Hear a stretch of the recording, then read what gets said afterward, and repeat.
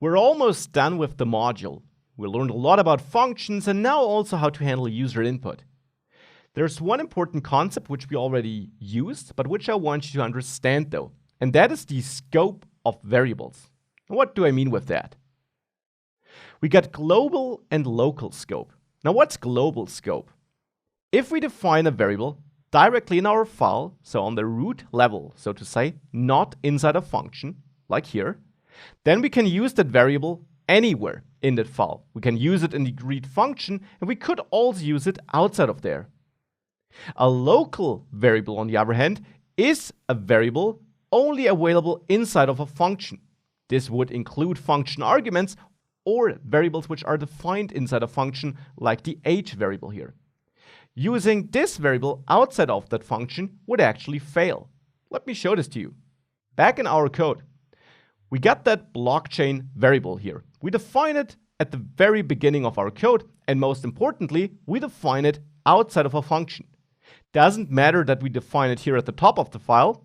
Well, our code wouldn't work, but theoretically, it would also be a global function if we define it down there. However, the important part is, as you can see, we can absolutely use that variable inside of function because it's global. We can use it outside of it, as we do here when we are printing it, and we can use it inside of a function, like we're doing here. Now, on the other hand, local variables are seen here, for example, transaction amount and last transaction. Now, these are obviously arguments of our function, but in the function, we use them just as variables. If we try to output our variable outside of a function, though, that won't work. So if we try to output transaction amount here after our first add value call, so it certainly is populated with a value. If we do that, if I execute the file and I enter 10, you see thereafter I get an error that the name transaction amount is not defined. And the reason for this is that this indeed is not defined because it's not a global variable. It's not defined in the file itself. It's only available in that function. The same would be true for the user input, by the way. If we create a user input variable in which we store the user input, and then we simply return that here, this will continue to work. We're just using an in-between step, maybe to make it easier to read. But if we now output user input here, well, you're probably already guessing it. But if I repeat that execution and I enter some value, I also get an error on that. Name user input is not defined because it's a local variable only available inside of a function. This is a key concept you also have to be aware of.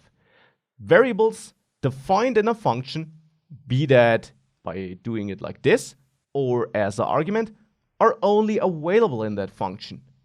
On the other hand, global variables are available everywhere in your entire file here. Now, there's one important thing you have to know about global and local scope, and I'll show this in the REPL. First of all, we can define a function there too with the def keyword, like print name, colon, and if you hit enter, you see 3 dots at the beginning. You can now hit tab to indent and write your function body here.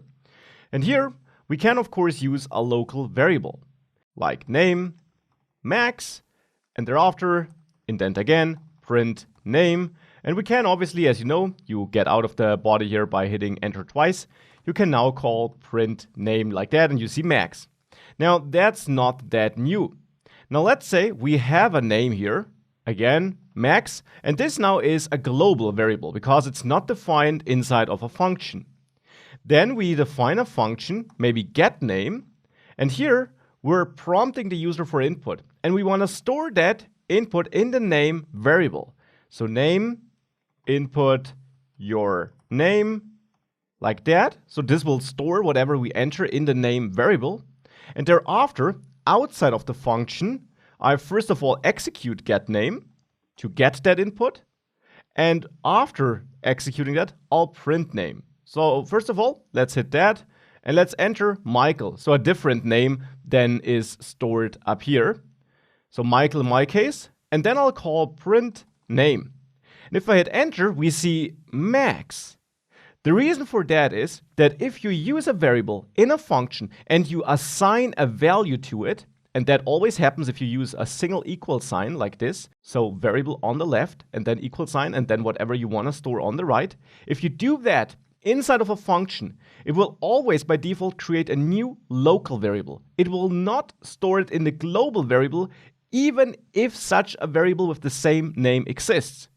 If you want to force Python to do that, so if you want to force it to actually store this in the global variable instead of creating a local one, there is a special keyword you can use and you have to use.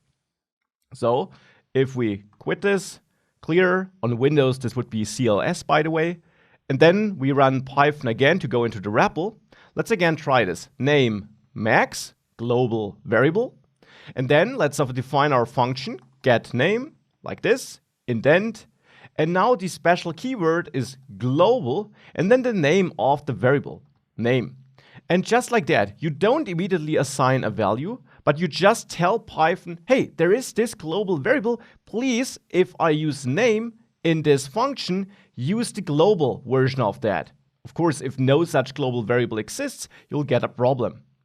So let's now hit enter and indent again.